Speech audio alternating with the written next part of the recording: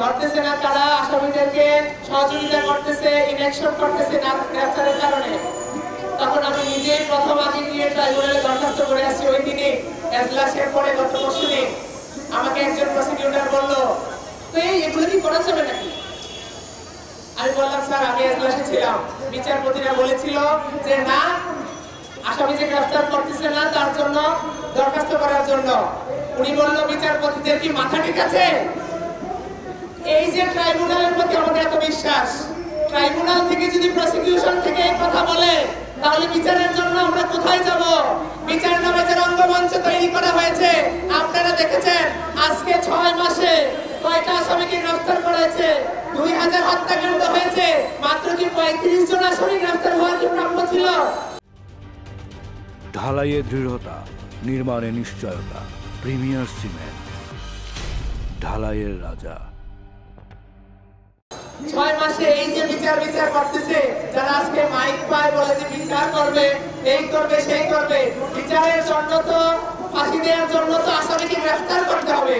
আসামি যদি গ্রেফতার না হয় তাহলে ফাঁসিটা দিবে কাকে? এই বিচার নামে রঙ্গমঞ্চ তৈরি করার মানেটা কি? জাতির কাছে প্রশ্ন। আমরা বিচারের জন্য হন্যি হয়ে ঘুরতেছি।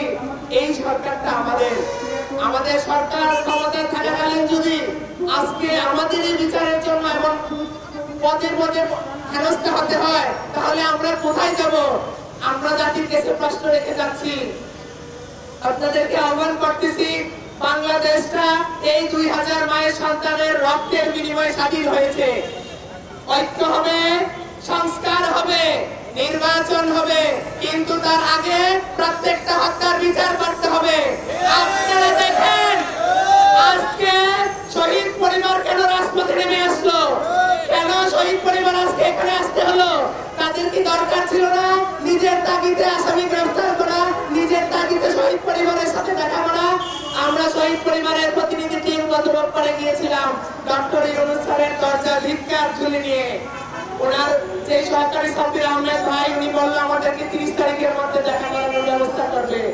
উনি মেসেজ দিয়েছে ডক্টর ইউনূস স্যারের নাকি শহীদ পরিবারের সাথে কথা বলার, দেখা করার সময় নাই, উনি না করে দিয়েছে। তাহলে বলেন শহীদ পরিবার কোথায় যাবে? আজকে কেন আমাদের রাস্তায় নেমে আসতে হলো? আপনাদের কাছে আহ্বান জানাই, সাংবাদিক ভাইদেরকে, আপনারা দেশ ও জাতির কাছে তুলে ধরুন এই শহীদ পরিবারের দুঃখ দুর্দশার কথা, প্রত্যেকটা হত্যার বিচারের কথা। আরেকটা বড় পয়েন্ট, এই যে আজকে 6 মাস হয়ে গেল, রক্ত দিয়ে গেল 2000 প্রাণ, তাদের আজ পর্যন্ত স্বীকৃতি কি, পরিচয় কি? আল্লাহ না করে হাসিনা ফিরে আসলে তাদেরকে সন্ত্রাসী বলে উপাধি দিবে। তাদের স্বীকৃতি কোথায়? এই যে 6 মাস হয়ে গেল, শহীদ ভাইদের স্বীকৃতি আজ পর্যন্ত কেন এলো